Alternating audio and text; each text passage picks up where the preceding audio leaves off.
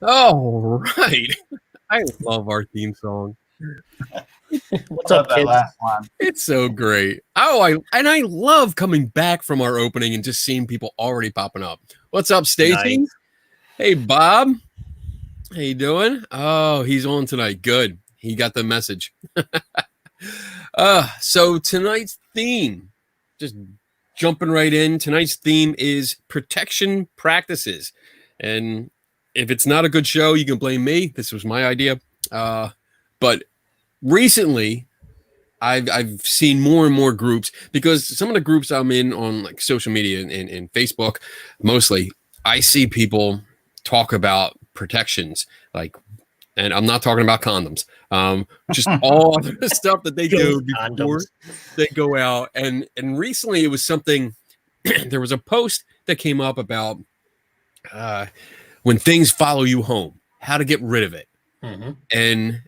And that really, got my curiosity and just following what people would, said to do. So that's why we got this topic going.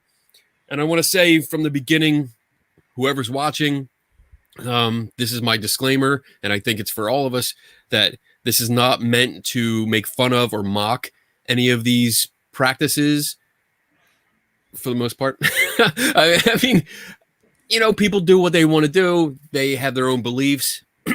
And I think this show tonight is just to, look at them, take a look at the closer look at them, and maybe the beliefs behind them, and definitely get some input from the chat room, see what people think about them.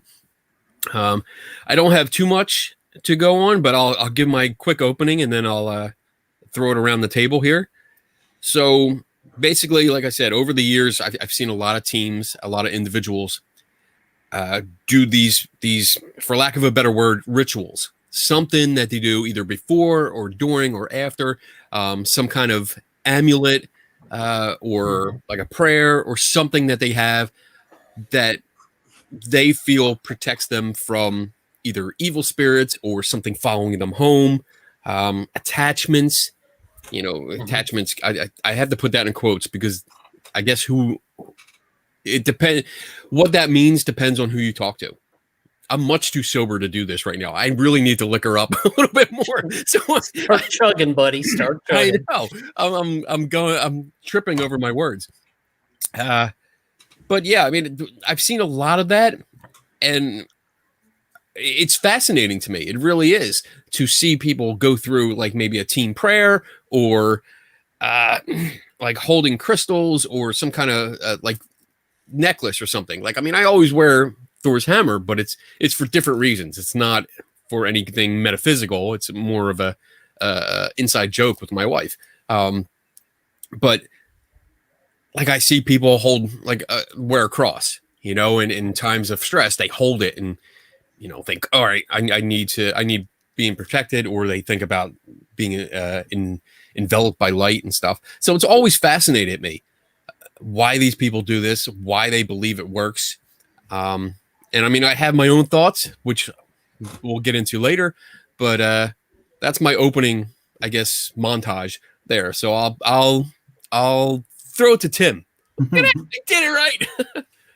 I was thinking, did you see that the hamster was turning a little bit faster? Yeah, like, I messed it up.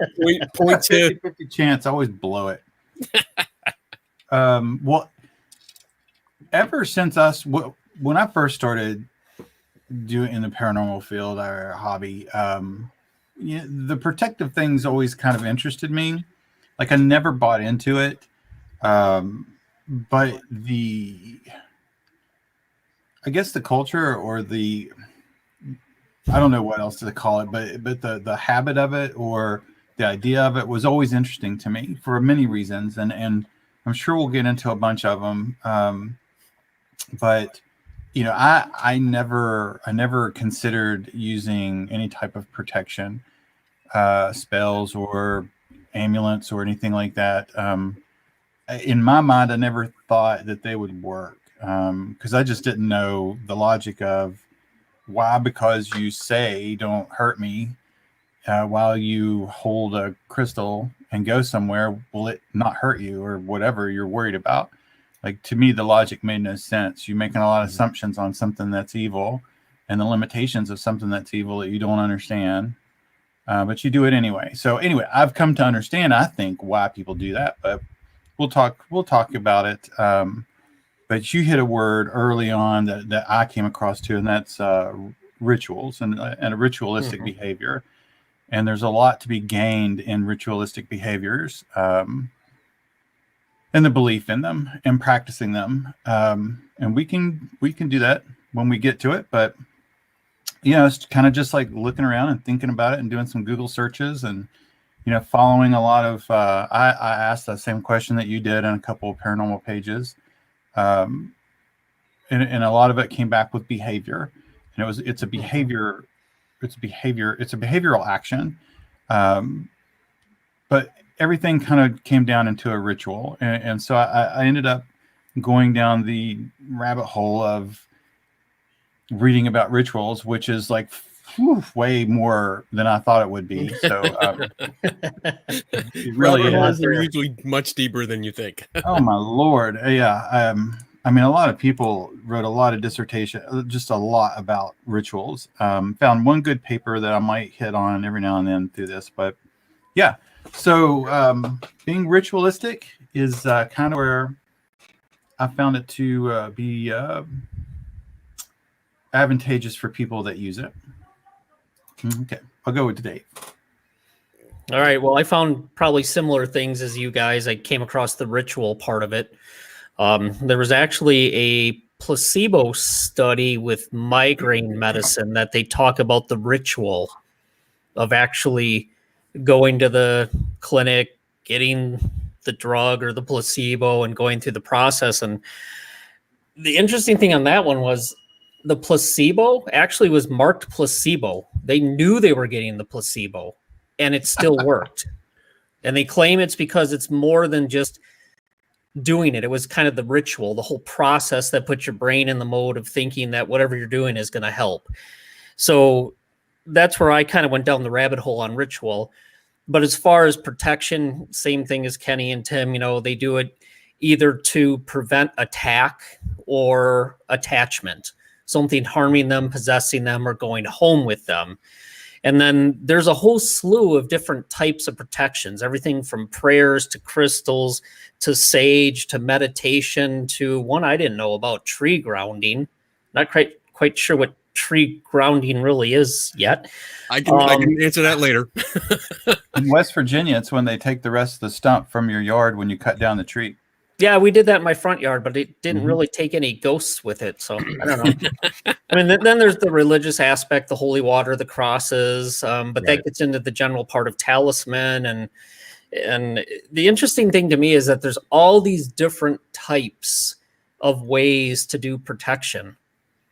And none of them are really similar. If you would even try to venture to think, what would be the mechanism that these things would work? Why would they prevent, if there was a spirit or a demon, what would prevent them from actually harming you or attaching to you? So you look at it and go, okay, holy water versus a crystal. Okay, unless it's, you look at it and go, how would that even work? Right. So it's interesting that a lot of it is different, and a lot of people do it. And then when you start getting into the fact that if you actually believe something can follow you home or can harm you, then why wouldn't it work that if you believe that this protection practice would work, that would also take care of it? So I'm going to leave it at that with my opening comments. No, I agree. That comment that you made, it was early on when I would watch people do that, was what came to my mind. I was like, why do you think it's kind of like, why do you think that this is going to help? Like, I don't understand. Like, if we're like, we're going to this super haunted place, allegedly, that has these evil spirits that have kicked out all these families in this location, scratched people, tortured people, caused people to have emotional breakdowns. Because you have a symbol tattooed on your shoulder, you're safe. Like, how do you know? Like, it was very interesting to me at the very beginning. Like, how do you know this is going to work? Like, why do you think this is going to work? Like, what research? Like, how did you test this?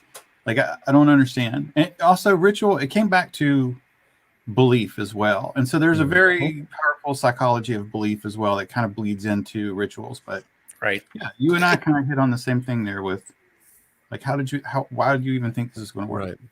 I think I'm having like twinges of deja vu. I think we've actually covered something like this before. Maybe not on this particular show, but like our precursor to this show. Mhm. We were doing it with Melanie and but like my idea going into this and after seeing things over the years, I kind of tend that it's I want to try to explain this right, and I'm not sure. I haven't tried to flesh this out, like saying it out loud, so it might sound stupid. But you have a thought in your head, and it sounds really good until you speak it. Oh yeah. But I kind of get like the whole paranormal thing, like all the beliefs, the way people do things, the way they believe in things, the way they approach things. It's kind of like a shared universe. And I'm talking like Marvel, DC. It's a shared universe where there's certain rules, certain things that happen, and all of us nerds know about it. Like we know, and we will argue the hell out of it. Star Wars geeks, holy shit, you throw one thing into the storyline and all hell breaks loose. But for me, like these kind of protection things, whether it's an idol kind of thing, like a physical object, like a crystal or a necklace or something like that, or a non-physical thing like a prayer or like a spell. I think you guys mentioned spells or something like that. It's one belief that's countering the effects of another belief.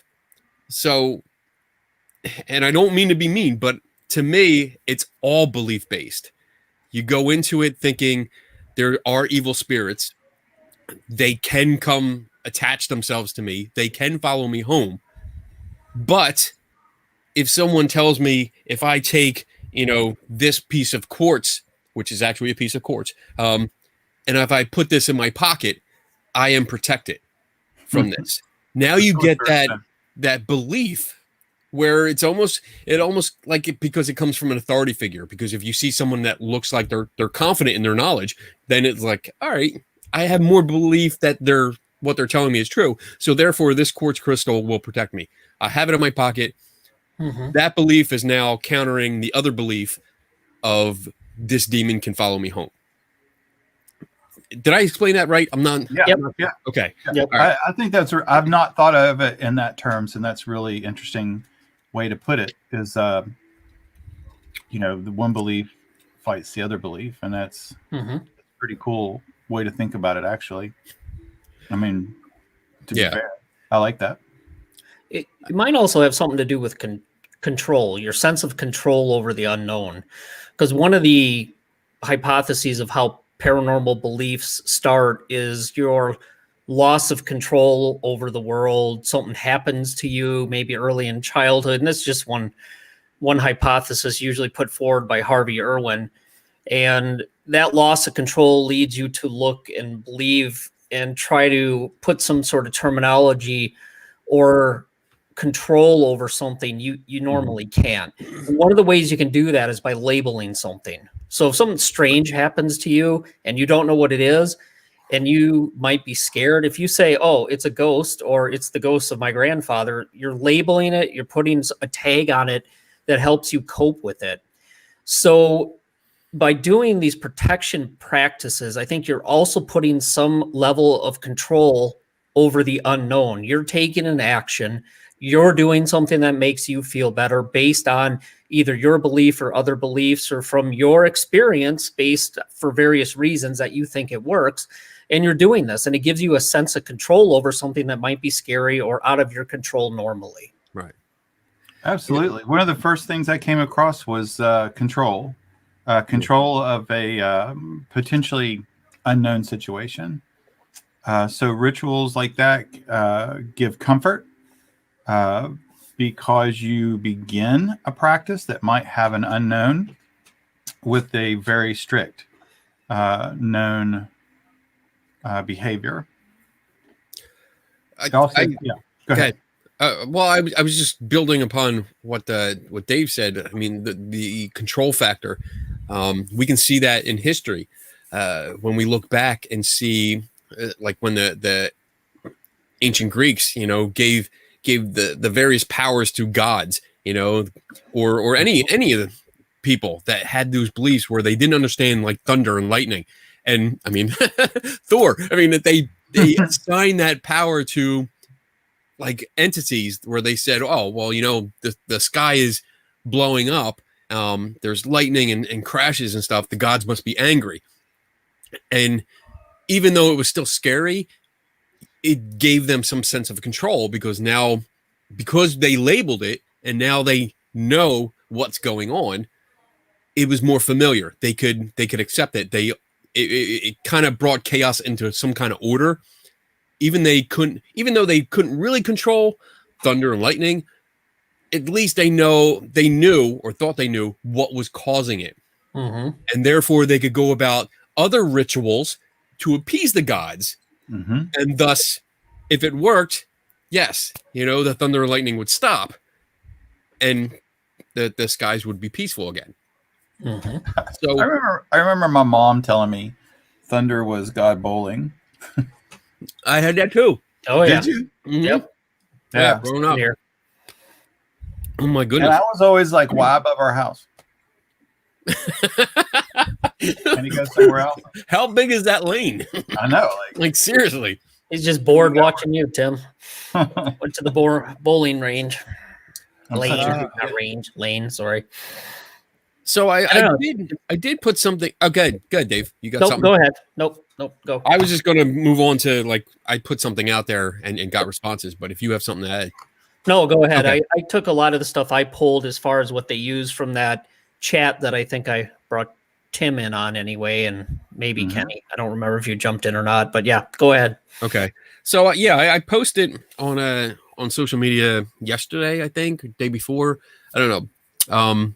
All my days are blending together, and just asked various people, my paranormal friends, like, hey, what do you do, if anything? What do you do before, during, or after to, for protection, if you do that kind of thing? And I got a variety of things. It was funny. I think I had a total of like 60 to 70 responses. And I would say half of them, the people were like, no, I don't do anything. I just go in cold. And that's what I do. I mean, I don't do any kind of protection like that. But the other half gave me a variety of things. Some do team prayer, where they actually get together in a group and do a prayer together. Others use crystals and sage. Again, quartz came up quite a few times in that. Grounding actually came up two different ways. And one way was what you were referring to earlier, Dave, about the tree grounding. And that was that's a funny story. I'm going to do an aside here real quick.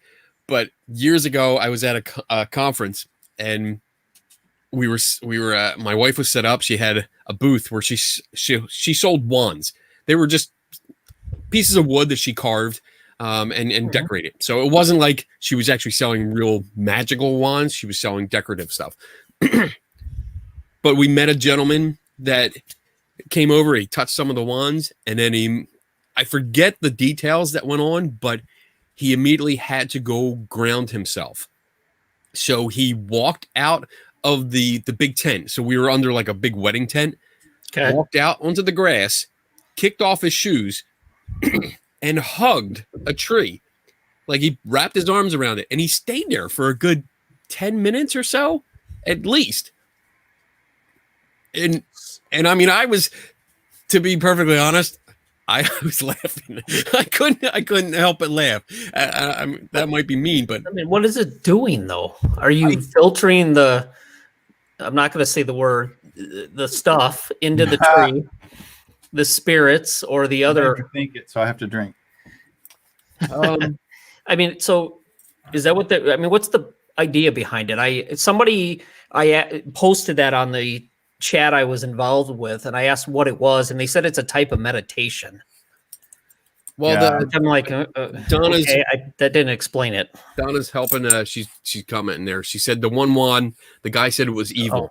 So, So I he guess wanted if enough people go to the same tree and hug it, does it turn into that fucking tree from Poltergeist Oh my god! I hope not. and just try to eat kids at some point?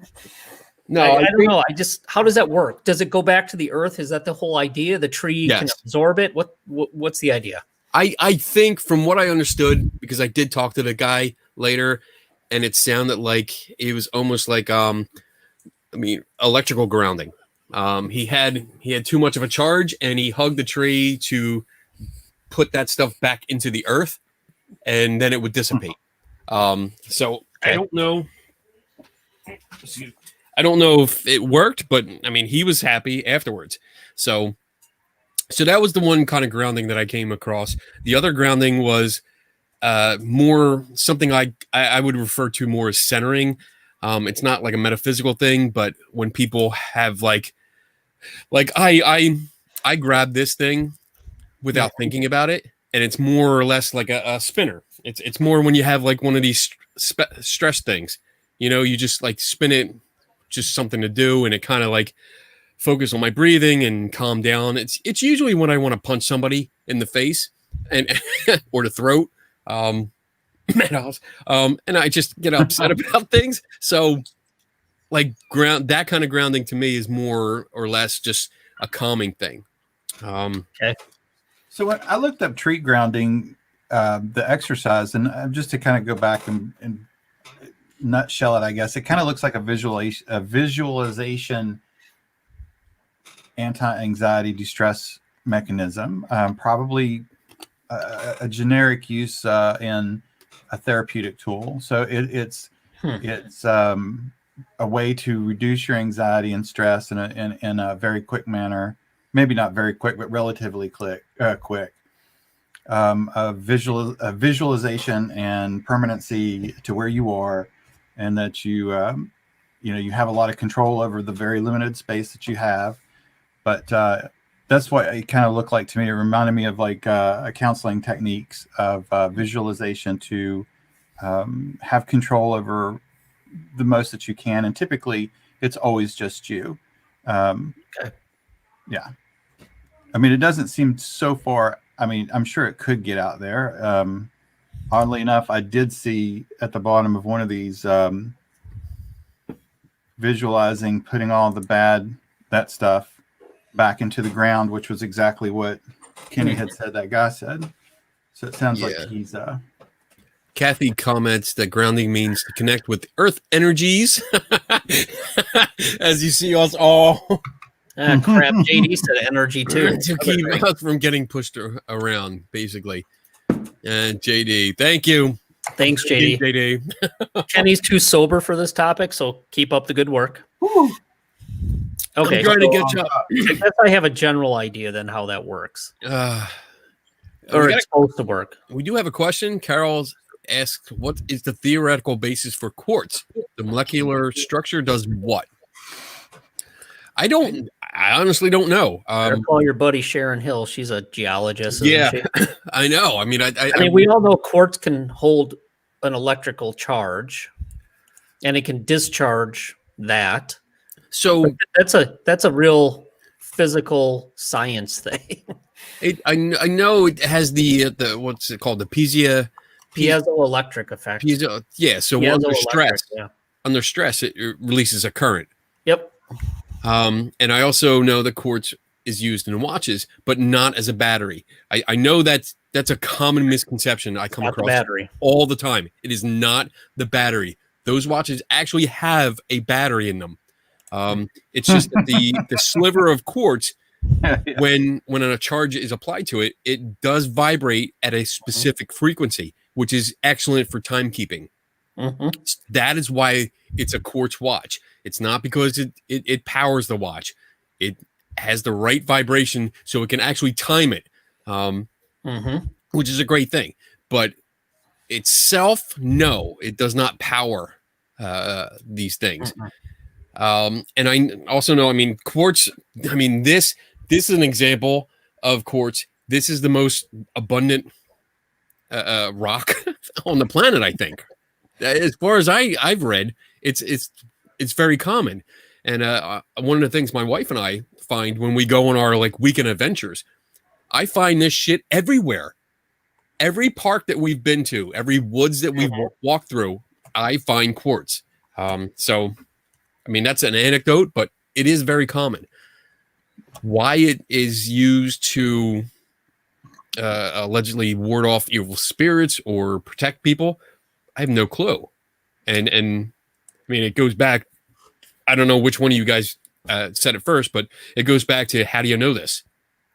You know, how do you know this protects you from spirits? I mean, I have this all over my office. I have huge chunks of it, like literally chunks like this that I took from a park. I don't know. And when I ask people how do certain things work or how do you know it works, on that chat I got involved in, and they came back and said, because of my experience, because something followed me home and these things happened. And then when I did those things, I either did the protection after or next time we went on an investigation and I did it, someone didn't follow me home and weird things didn't happen. Right. Okay. And I like Tim's suggestion. Tim's suggestion was best. If you have an attachment, you just go to a crowded room and hope it attaches to somebody else. So you pass the spiritual buck. The ring effect. Ring effect. Well, So that why, wasn't sure, that why was- not? Somebody, especially somebody who's supposedly sensitive, that was another argument. If you're sensitive, psychic, those people attract more of these attachments and attacks because they're like a light beacon and the spirits come towards them. So go to a psychic fair. If you have an attachment, you're golden. It's going to come right off you and glue to somebody else. So that would lead me to ask, if there's a psychic fair at a allegedly haunted location, which is well known, shouldn't all of those psychics have some kind of attachment? Shouldn't it be like a buffet? No, because they're all doing protection practices. Come on. No. All right. My bad. There's too much quartz around there, Kenny. It's everywhere. No, I think it's they do their protection practices. And I'll say, from my experience, however many years I've been going to supposedly haunted places, never have I once had what I thought anything weird happen at home after going to one of those places. Okay. Ever. I hope I've invited things to come home with me, and they don't, because I thought, well, this would be a lot cheaper and a lot cooler to study this if it was happening in my own house. Right. Doesn't happen. Nope. I agree with Carol. Yes, skepticism is the best protection. So, Dave, that was a quote that I posted. So someone was asking how to get rid of a spiritual attachment. Yeah, sorry, I should give that credit to Tim completely. Yeah, no, that wasn't even mine. That was I thought it was rather funny, but yeah, I clipped that and posted that to you guys because their idea of getting rid of a spiritual attachment, be it good or bad, was to go to a crowded location that had a lot of noise so that the attachment would become confused, release you, and then go back to where it came. My thought was, well, how do you know it's not going to attach to someone else on the way home? And if it could, then isn't that kind of unethical of the person that had the attachment in the first place? Right. And that's when I said the ring effect that I mentioned is the movie, The Ring, where, like, if you watch the video, you're the one that's cursed. I'm just going to use that term. But the only way to get rid of the curse without dying at the end is to make a copy of the tape and then put it for someone else to watch. And so that's basically saying, well, I'm in danger. I'm going to save myself and just sacrifice somebody else. There's very little to no ethics in the field, so don't worry about it. Okay. Go ahead and do it. That's good. Oh, You're fine. They can't prove it. Try to prove it in court. There's other things. I mean, there's a few things that people would also use, and what time is it? We got time. I want to mention these and go back to, I guess, my initial statement after I go through these. So some people said that they make firm statements. Like they enter a location and they just say, hey, you're not going to hurt me. You're not going to follow me home. You're staying here. And I've also heard in relation to that, when people go into a new home that they own, they bought this place, just say, hey, I'm living here. You're not going to do anything. You're not going to hurt me. And then actually somebody said, a lot of people said prayers. And then I also got anointing oil, which I actually followed up with a question like, who gets anointed? Like, I didn't understand what that meant, but they meant themselves. They would anoint themselves with anointing oil. But those things, like and there's a few other things like pepper spray. People really started getting, I mean, I did get some private messages from people, like they brought weapons, they brought weapons to investigations because, and I can relate to this partially, is that if they went to a private home, they didn't know what they were dealing with. And that's a whole different topic there.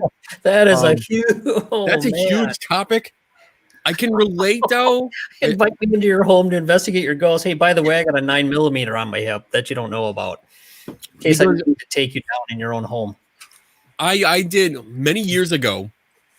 Tim's writing shit down. Appropriate weapons for paranormal investigation. So many years ago, I was invited to tag along with another team, and it was a place about 2 hours north of me. Went up there, knocked on the door, and it was like a one-room apartment. Went in. Actually, it was 2 rooms. It was a bedroom / living room and then a kitchen. Okay. Went in. The guy looked a little nervous, which was my first red flag. Like, all right, this is not just a nervous that, he's nervous about telling someone a crazy story. It was nervous as in there's people here, and it was just off. It was just off. Went in anyway, talked to him, and he actually got me and another person to go into the kitchen because he wanted to show them what the spirits were doing. And as soon as we got back there, he started looking or pointing at the walls, going, look, these spirits are drawing these symbols. And they were actually carved into the wall, all kinds of weird designs.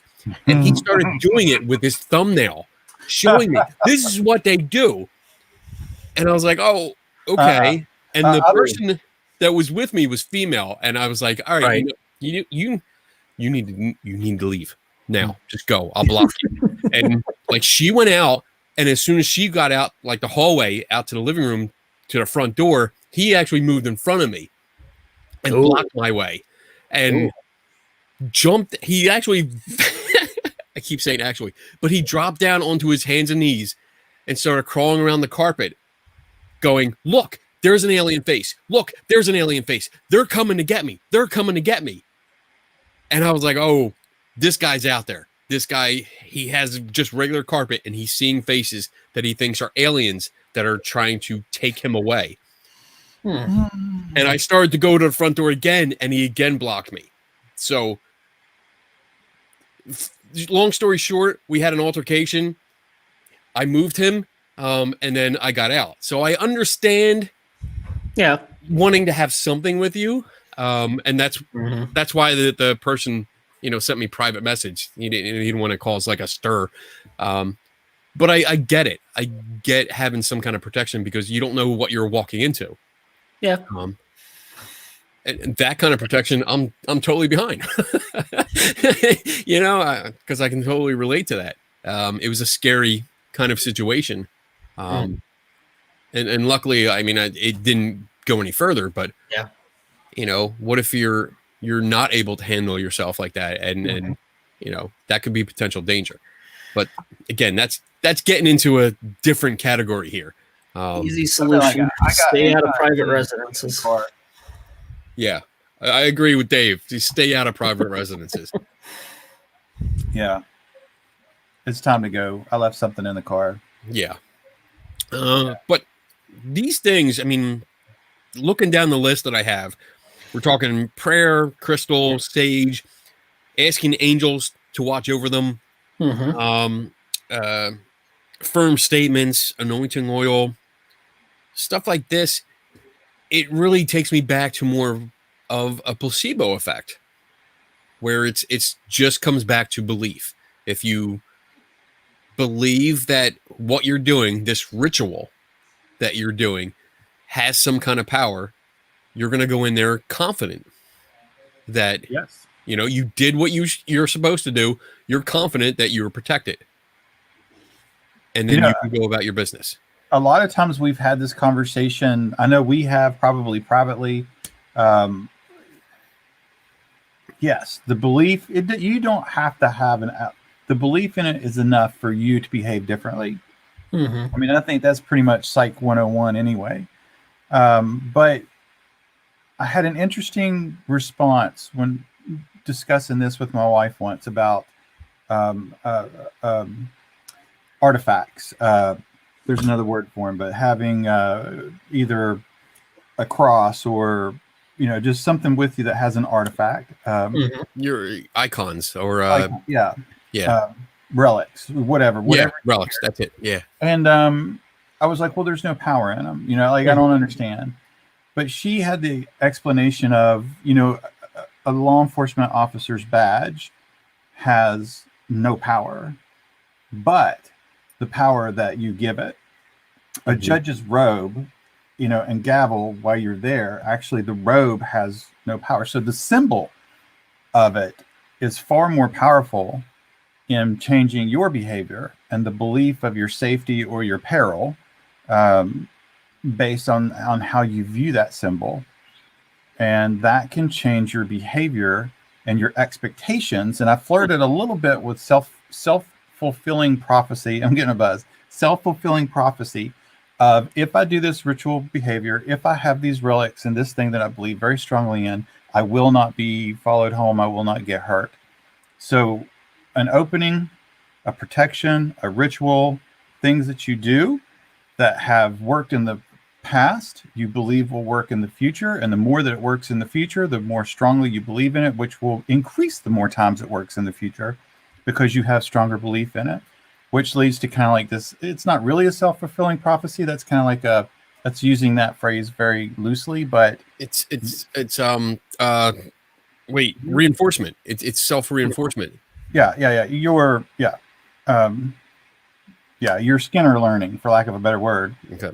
Behavioral learning. So, the more you do it, the more you believe it, the more it works. Goes back to I think Dave said it the best. Even though the pill, what they had placebo, it was, you did something, it worked. You keep doing it, it keeps working, it reinforces it. So the power not be any power other than the power of what you expect and what you fulfill yourself in the future. And nothing's followed me home. I always like the joke. I chew this type of bubble gum to keep vampires out of the backyard. What was it? And there's someone says, well, there's no vampires in the backyard, and they're like, well, you're welcome. So I mean, I can see that. I think what your point is, like, yeah, if you do these rituals and you go on your ghost investigation and nothing happens, nothing bad happens afterwards, that reinforces that belief, that initial belief. And then, the more times you do it, like, oh, I go second, third, fourth time I've been on an investigation, nothing's followed me home because I did this ritual. And we can see it in sports teams all the time. Oh, baseball players. I grew up baseball players. Hell yeah. Dude, I grew up playing baseball. Like, is awful. We're the most superstitious. Now, the alternate of that is when something does happen after you've done a ritual, you will, on a probability scale, you will believe that you did something wrong with the ritual, not that, Right. not that maybe you've interpreted this experience in an incorrect way. So the tie to the ritual and the tie to belief and the power of the ritual becomes more overwhelming than. Now that's a key point, the power of the ritual. Yeah. Right. So if it fails, another option is whatever it was that either followed you home or attacked you was more powerful than whatever it was you were doing to protect yourself.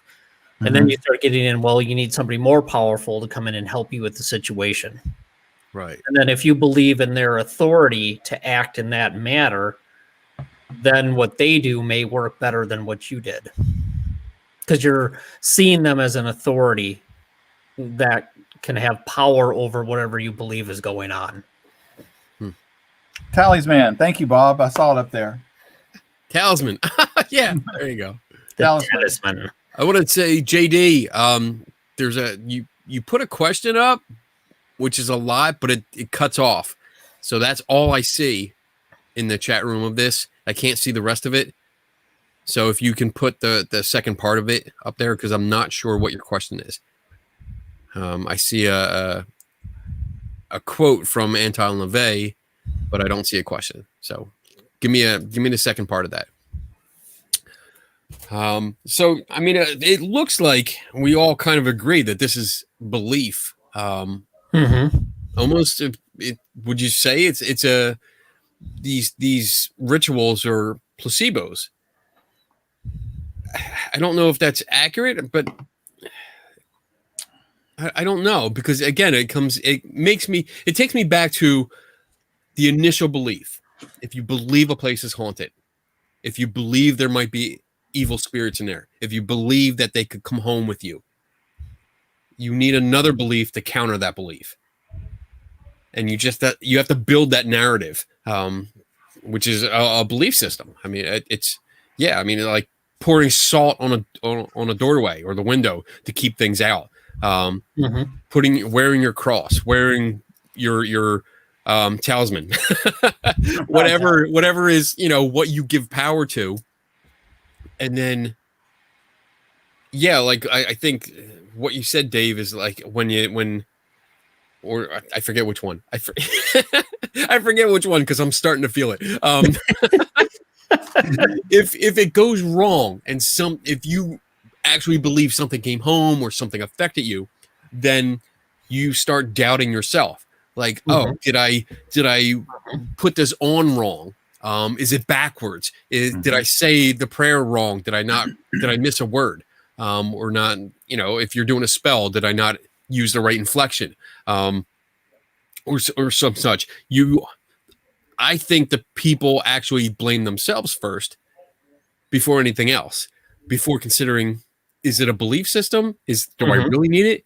Because when it comes down to it, I don't use anything. I don't have any kind of icon that I, put out in front of me and say, like, stop. I don't I can do this, buddy Christ. You guys are going to kick out of this. Boom. I can do both sides. I don't put these things out and ward off evil spirits or good spirits. I don't do anything. I just walk in.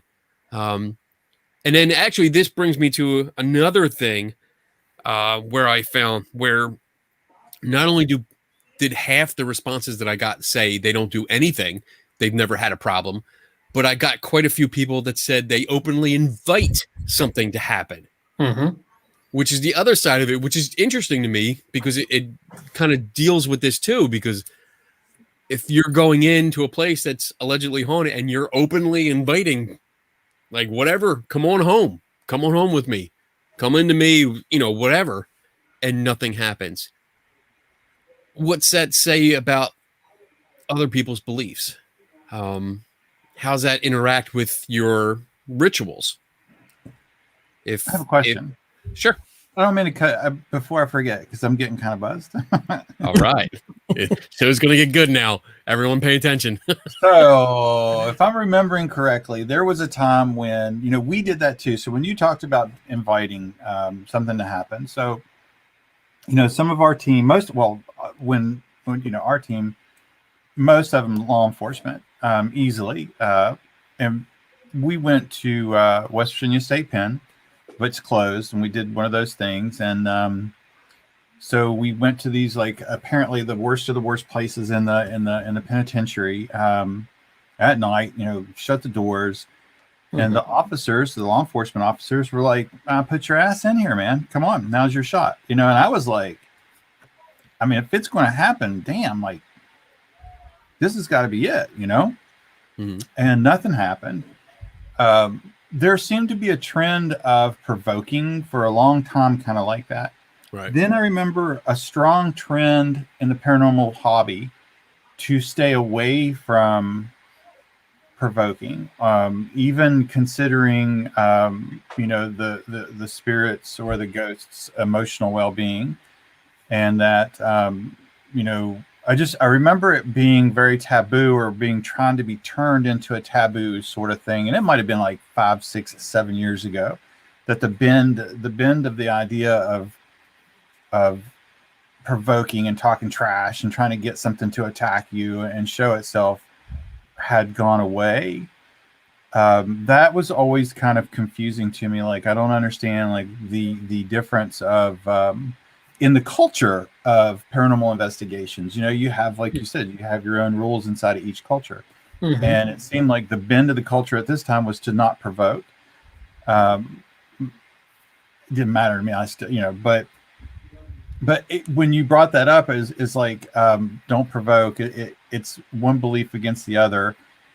It made me remember, like, you kind of made some numbers click for me, Kenny, and that when people go in, provoke, and nothing happens, and over and over and over and over and over again, nothing happens, you eventually are more likely to have to question, is there really something here? Because the basis, at least on a protection side of it, is I'm at high risk at spirits and ghosts, so I have to do all this protection.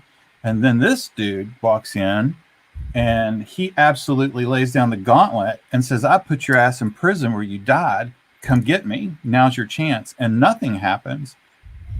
It kind of looks like you almost are forced to look at people who throw down the gauntlet and nothing happens. You have to almost, like, maybe evaluate your beliefs and needing protection in the first place. That's what I was going to ask, is that person who, let's say you were with, that was provoking, what was their belief system? What was their belief in the paranormal? What was their past experience?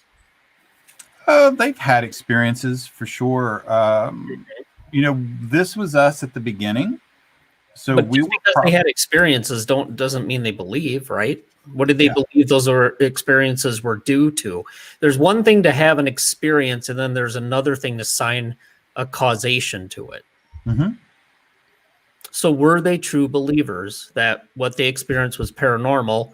And then in this case, in our discussion, did they believe something could come and harm them and go home with them? Did they really believe that? At the beginning, I'm going to say, like, we all were believers. Like, we all had the Kool-Aid sipping through the straw. Did you ever interpret or anything strange ever happen after an investigation when you got? Sure. Yeah. I mean, at the time we thought it was, and listening so to. There's the key. At the time you thought it was. Mm-hmm. So if you went on an investigation now and did that and came home and something weird happened, what would you think? Nothing. So is it that things aren't happening, or you just don't believe they're paranormal? I mean, things could be happening both ways. So how do you differentiate then? How sure are you? Rephrase for me. I don't know where you're going. To be fair to the other side, let's say people who believe things can follow you. How do you know that whatever happened at your home afterwards wasn't paranormal? I don't. You just don't believe it isn't. So your belief that it isn't much different than their belief that it is, if they're going to argue from their point of view. Absolutely. Right. Right. Did it eventually go away though? I gave it no mind. Okay. You know, you got demons running all over your house and you have no damn idea, do you? No. It's Tim's just like, feeling good right now. Tim's like, you No, can say that's whatever the why- fuck you want. to do this, then you would have to test those type of things. You'd have to take believers, non-believers, people who had experiences, who didn't have experiences, and then kind of see where it all pans out and how they interpreted those experiences. Mm-hmm. Because it sounded like you had things happen which you didn't assign a paranormal causation to, but No. you used to. At the location, I can't say I've ever had anything follow me home. I thought you meant like at a location. Oh no. See, I'm sorry. When you went home, did you have anything happen after you got home that you would have thought was strange? No. Okay. Never mind. but that's still that would be a great experiment. People who believe or don't believe go to places that are haunted. Yeah, and maybe about that line of questioning that you have. Maybe you're not understanding my point earlier, I guess, because maybe I'm a little tipsy. So basically, you have this a trend, and it was okay to provoke, and then a strong trend not to provoke. Even on television shows, there was a trend not to provoke. The only thing, I wondered why that trend happened. And seeing people that would often provoke, even for an attack at the location, and nothing happen, I think that could look favorable, or at least cause people at some point to question, is this even a thing? And maybe for television paranormal stuff, that's a dangerous kind of thing to have to lose money. I don't know. Huh. Okay. That's deep. I think there's a when it comes to TV shows, and then I see what you're saying, because there was a time when everyone was into provoking because they thought it was badass, and then it switched almost literally like a light switch. Like click, we don't provoke anymore. It was taboo. I kind of tended to believe that was a more of a evolution type, where it was like, all right, everyone started doing it, so how can we be different?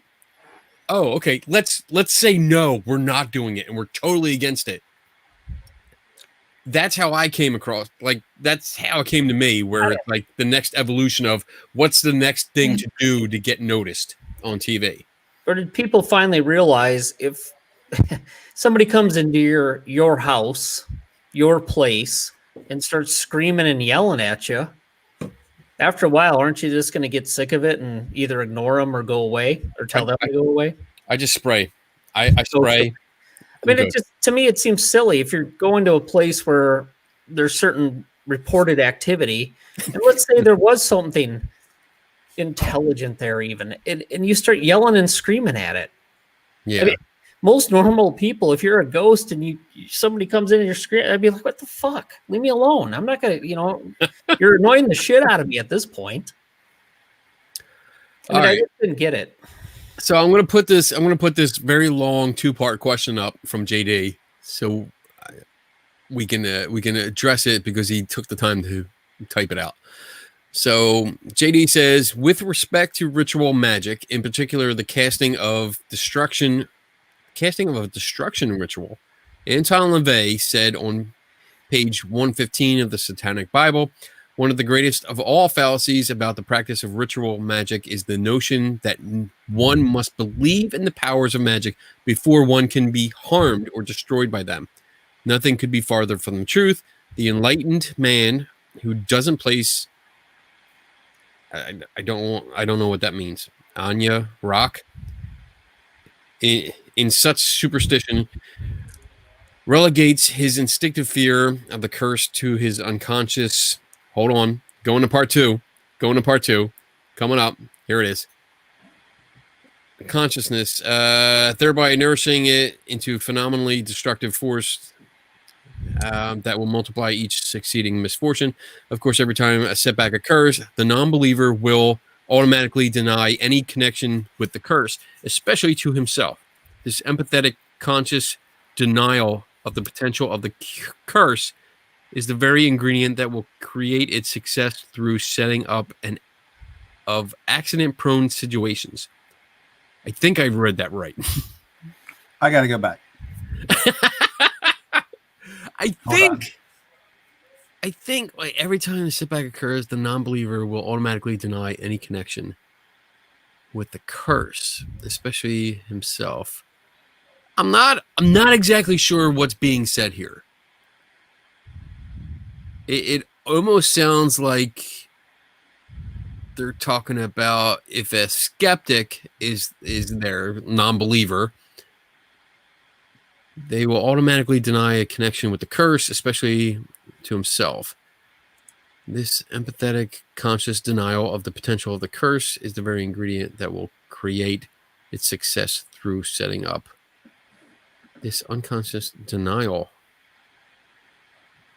I'm almost thinking this goes along with more of a placebo still. I'm not sure. I'm sorry, JD. I really don't know what you're saying here. I'm not sure what's going on here because it's very, there's a lot there to unpack, and I'm really not sure what your question is. I think he posted something else. I don't know if this is related, but Let's the more the see. skeptic actively denies it, the more they remain susceptible to interpreting mundane misfortunes on an emotional level. Let's see. I found it on line. I'm going to read this, like where it's not broke up. So if you emotional level, more susceptible to interpreting mundane misfortunes on a emotional level. I think he's using big words, and I'm too buzzed to understand what he's trying to say. Yeah, I'm really not sure what's going on here. I'll have to talk to him later, off the show, just to see what he means. Maybe we can address it, in our opening next week, or if we do next week. I don't know what we're doing. But anyway, get back on track. Hold on, I'm almost there. You keep going. We're almost at an hour. I'm like, my load bar to understand this is like at 98%. Don't stop me now. So I kind of think what it sounds like is it's so the skeptic has whether the skeptic knows it or not, excuse me, has an instinctive fear whether he or she wants to admit it, and by denying it, it will nourish anything that accidentally happens in the future that is bad or negative towards that person, to reinforce his or her fear in a curse or some type of negative experience with Satan. Yeah, I think he tried to clarify here, maybe, was saying that it is a common misconception that if you don't believe in magic or curses, that they won't work on you. Let's see. There you go. Was saying that it's a common misconception that if you don't believe in magic or curses, that it won't work on you. People who profess skepticism in magic or the supernatural, according to him, push that instinctive fear into their unconscious, and then when innocuous bad things happen to them, it feeds that fear. So they're pushing their yeah. So I think what it's trying to say is that if, let's say Kenny doesn't believe that there's a curse or something bad that happens, but doesn't think it's, I don't know. So they push, you would push it, you deny it by pushing it into your unconscious, and anything weird that happens gets pushed there as well. and it kind of like builds up. Or you just keep burying it in your unconscious because Oh. you don't accept that it can happen. Is that kind of what he's trying to say? I'm not sure. I mean, I for me personally, I mean, when wait, yes, Tim Vickers and Dave Schumacher nailed it. I told you Mel Lodbar was very close. It took me just a minute. Good. I'm glad you guys understand it. I'm just not smart enough to figure it out. You just don't want to believe it. That's the problem. Oh, yeah, there you go. That's, I don't want to believe it. that's been shoved in your unconscious already.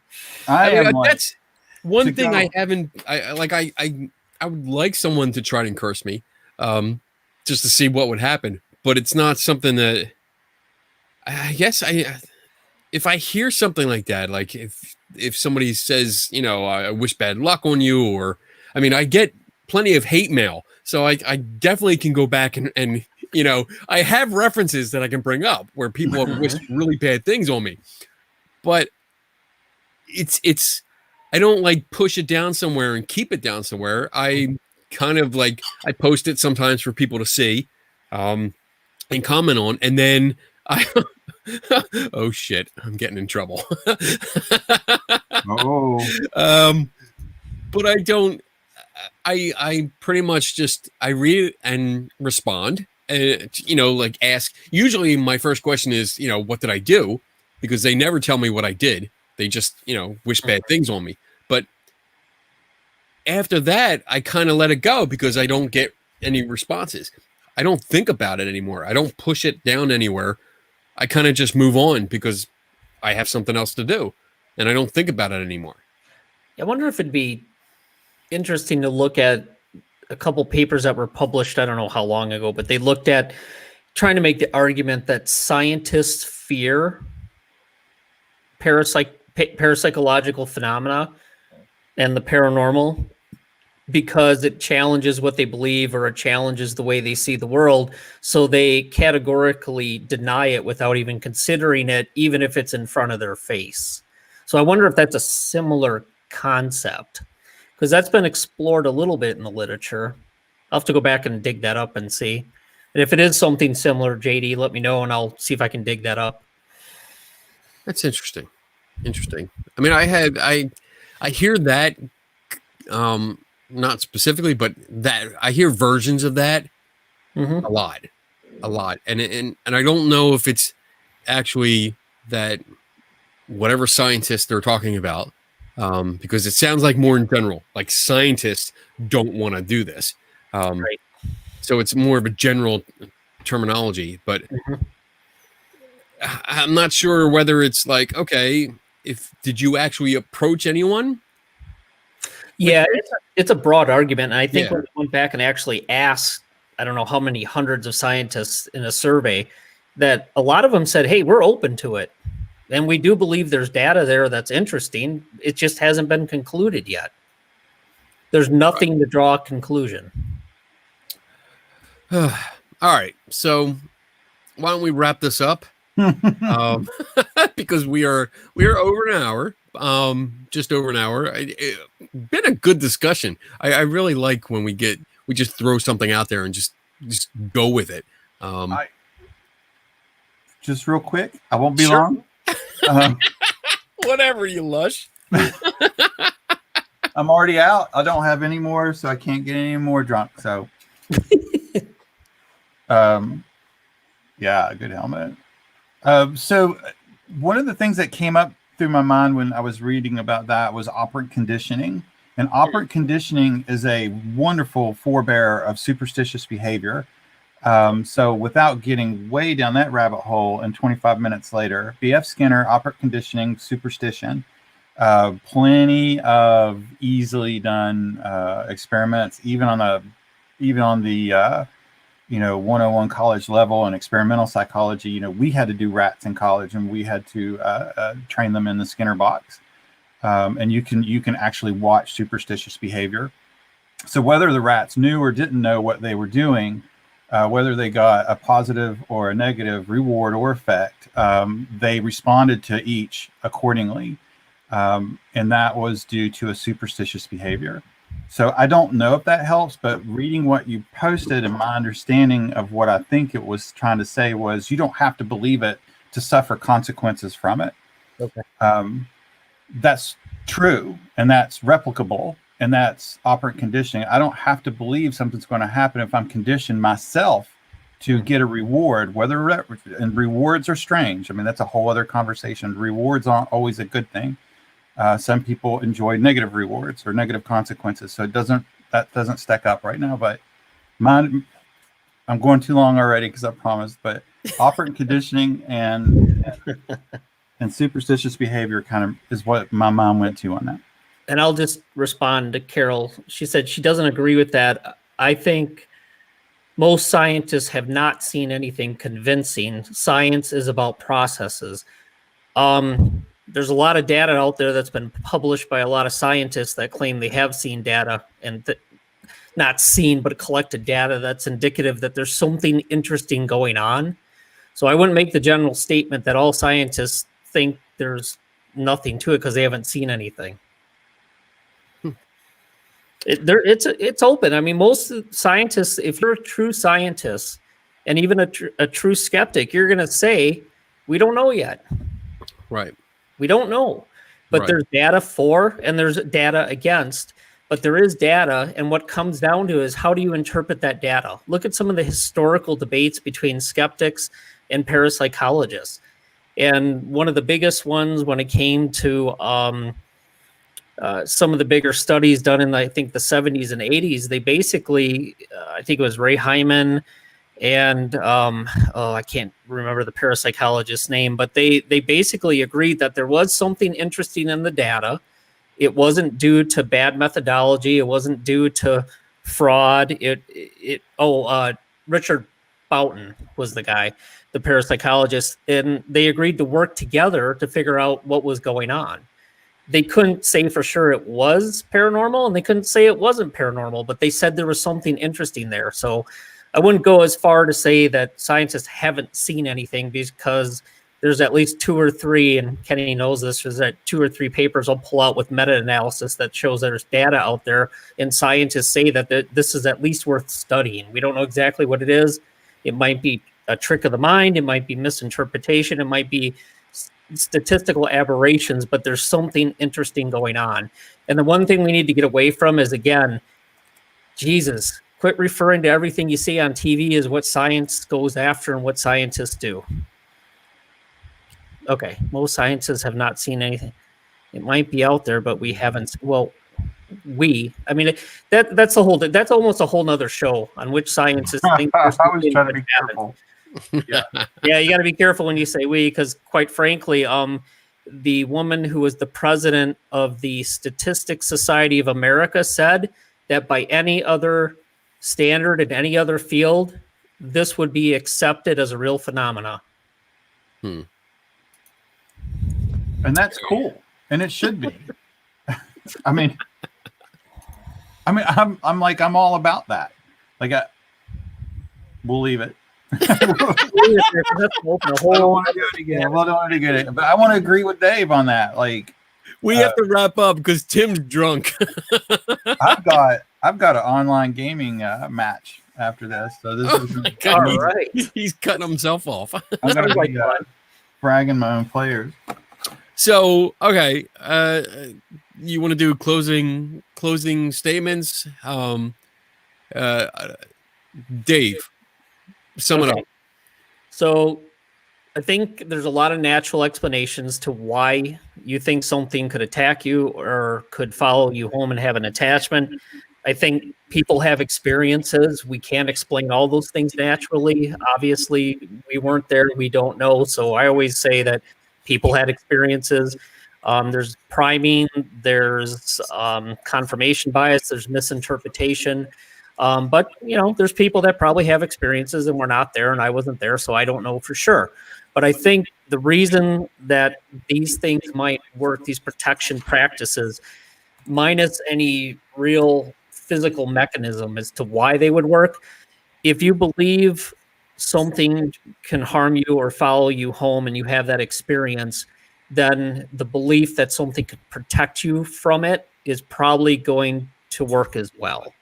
So I think there's the psychological aspect to this, belief and experience versus something really happening. And in order to understand if things are really happening, and I believe I got vickered for this at one point when I asked somebody who claimed something followed them home. I'm like, well, how did you know that? Did you study that? And if you were going to figure out how many times that happened, you could do it. And I outlined an experiment for them, and I got booted. So there are ways to actually look at this, and we talked about it through the show. Believers, non-believers, experiences, no experiences. You can set up a survey, you can collect the data and see how it all falls out. But I'll tell you, that has not been done. Tim, try. Good night, everybody. Get yourself a proton pack and a trap, and off you go. Oh, I think that is our best closing statement ever. God, is Tim wearing a thong Tim's for a mask? Out there. Sum up your thoughts. Sum up. I think blessings, and I think for a lot of people it's real, and that's their belief, and that's good. And if that's how they believe and that makes them feel better to open an investigation with a prayer or some type of protection, I mean, it doesn't bother me. It's no skin off my back. It's interesting to me, the behavior of it, but it's fine. It doesn't bother me. I say more power to them if that's what they like to do. I see like a lot of different things in ritualistic behavior. Not only just the ritual of a beginning prayer, but also the whole investigation as taken into in its entirety can be a ritualistic event. Even the beginning opening protection prayer, to unloading the equipment, to setting it up, to doing your normal EVP sessions, what you do, the closing, taking down the equipment, and then doing a prayer of protection afterwards. So the whole investigation could be a ritualistic behavior pattern as well as just the opening. So I mean, I don't know. I don't know if it works. I don't know if it doesn't, but it's interesting to me. So okay. So for me, I mean, it's interesting how the conversation evolves as we do these shows, because there's always more thoughts that pop into my head, and sometimes I wish like we had another hour that we would just keep going, because there's other things that pop up. To sum up some stuff, I mean, I think we should always listen to somebody's story, what their reasons are, why they do this. Just hear them out, see what's going on. And I think on a personal level, if it makes you feel good or feel a little bit better, then okay, do it. And then as I was writing that down, fucking Bob has to come up with this comment about, but it doesn't make somebody more careless because they don't think they're going to be harmed. And that has its own discussion, because, like for me, at least from my perspective, what they're protecting against, I don't think exists anyway. So I think the point is moot. I think they're just going in there and just, doing something that makes them feel better. And then they continue with their ghost hunt and they go about it. I guess the problem that I have comes in when a group or an individual comes into a home, a private home, that I usually argue against doing. But if you come into a private home and you tell the homeowners, hey, I think you have an evil spirit here, you need to do this ritual. When there could be other potential causes for that. Sometimes psychological, sometimes environmental. There might be other reasons for what's going on there. And if you're just telling them to do a prayer or, hold this talisman, talisman? Is it talisman or how do you pronounce that shit? Talisman. God, I played Dungeons and Dragons for like ever. You'd think I would know how to say that word. I couldn't even remember the damn thing. And according to Bob, my Wisconsin accent's coming out tonight. So yeah, I gave you Packers. But there's other factors, and that's when I have a problem with it. When you start instructing a homeowner or other people, hey, just do this. This will protect you. And it comes down to a question that we've asked hundreds of times on this show. How do you know that? And then you get into a big discussion. So I'm going to leave it right there, and just say, hey, what else do we have going on? Do we have anything else going on? Dave, do you have anything coming up? I am off of work for 2 weeks, so I ain't doing shit. Oh, damn. No, so there's a paper I'm working on with somebody else. I need to get that finished, revisions for a publication. So I got to get that done. Besides that, time with the family and Christmas. That's it. Awesome. Tim, besides sobering up, what do you have planned? My vacation starts too, so I'm like one of those people that you get the email and the notification from your supervisor saying, you have like 14 days you got to burn or you're going to lose. So the past month or so I've been taking as many days off. So yeah, just awesome. I don't have too much coming up. I don't have my phone with me, so I don't have my calendar. I know in January I'm doing a talk for the Australian skeptics, which is fun for me because I've never done that. Obviously it's in Australia, and I'll be talking to a group. This is one of those lectures where I'll be up at I think 3 a.m. or something like that, so that I can address the group according to their time. So that should be fun, getting up for work the next morning. So call in. Yeah, I might do that. I might do that. But other than that, tomorrow night, if you guys are, anyone listening, if you're into Star Wars, if you're a geek, I used to do a show called Geeks and Ghosts. It was a podcast, and I talked to my buddy Lou, who was my co-host, and we're getting together tomorrow night at 9 o'clock tomorrow night, Eastern time, and we're going to do a show, and we're going to talk about the recent Star Wars announcements and stuff, especially with the Mandalorian and all that stuff. So it's going to be an hour or two of just geeking out. You want to talk about Firefly? I'm not happy about that announcement. We can still talk about it. Maybe I'll call in and I'll keep asking questions. Tomorrow is going to be Star Wars only. So no. Plus, but one of the things we always did was have a disgusting food list, which is like a list of classic foods from like the 50s, 60s, and 70s that people would do during the holidays. And oh my God, we've done lists before. Let me just say, clear Jell-O apparently was eaten by everyone in America, because everything from mashed potatoes and meatloaf to whatever was in some kind of gelatin mold. Disgusting shit. So if you're into that kind of thing, tune in. So, but with that, I mean, that's it. I'm done. You guys are done. I am going to hit the button for the video. And we will let you know if we're doing a show next week. I don't know if we are or not. It's the day after Christmas. Yeah, my daughter's coming in the day after Christmas. So yeah, so probably don't expect us to be on. Right. But if we are, we'll let you know. But right now, don't expect us to be. And with that, see you later, guys. Bye. Happy holidays.